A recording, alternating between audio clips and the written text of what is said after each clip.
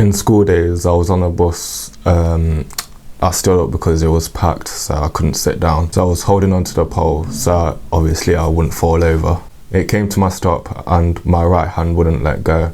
I was trying to get off, but obviously I didn't want to look like an idiot holding on. So like I took a few deep breaths and finally got it off. And by the time I did that, it went to the next stop. So I had to walk further than usual, but it wasn't that far, so I didn't mind. I'm telling you this story because spasticity is more than it seems on the surface. It's like, so imagine your hand going on a wild ride without your permission.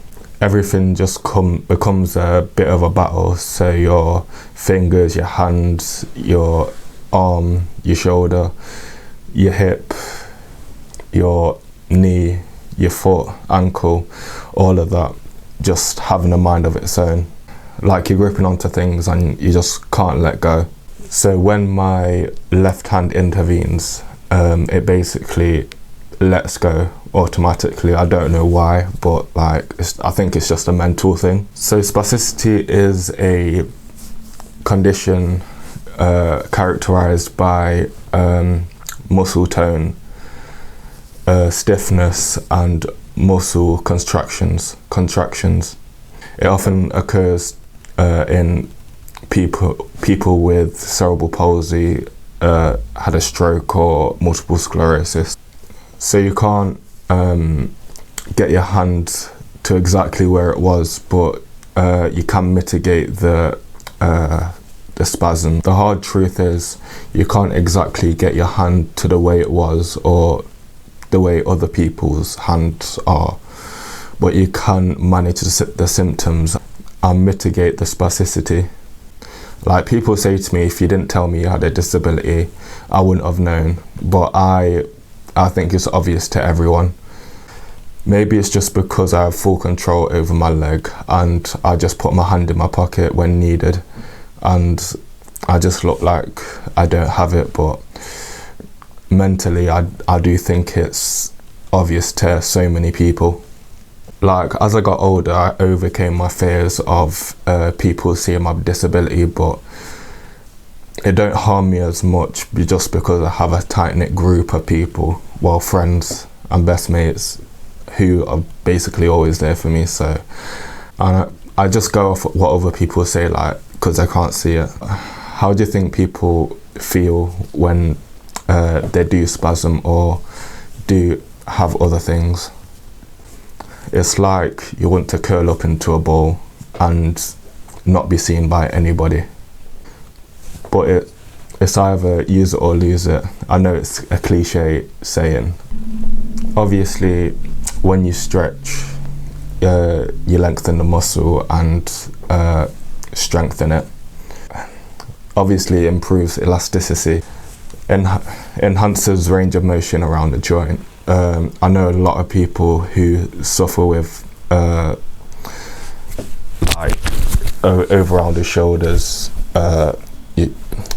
your elbow being flexed all the time and your wrist being flexed all the time, and I just want people to get out of the habit. And people can't walk properly, like have problems with gait patterns and foot drops. It provides relief from muscle stiffness, but stretching it out, you have to do it slowly. You have basically all your life to sort it out. So I'd just say just start slowly and then build up, and you will feel the effects of muscle spasticity.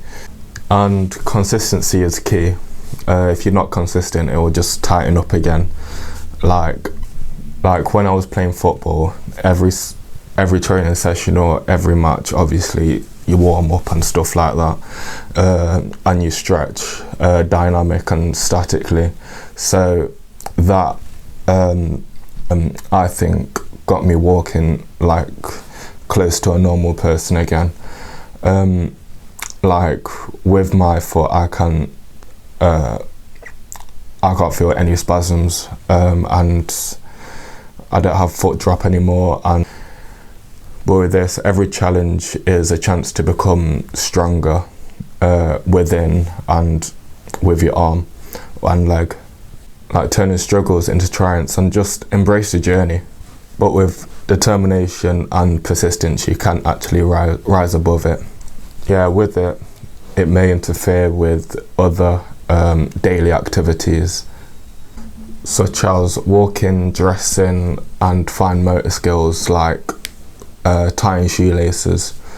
From an early age, because I had a stroke when I was 6. Before it, I learned how to tie shoelaces, had the stroke, and then found a way to tie shoelaces again, but with a different tactic. But if you want me to show you how I do it, I will. But the treatment options of managing spasticity is physiotherapy, Botox, which is a really big one. I haven't had any Botox, but I know a lot of people are asking about Botox. Another treatment option is medication. There are treatment options with anti-spasticity, but I don't have any experience with that. But like, I had AFO, which is ankle foot orthosis, and it's basically like a shoe but without the top, and it stops foot drop. So like and subscribe, and I'll see you in the next one.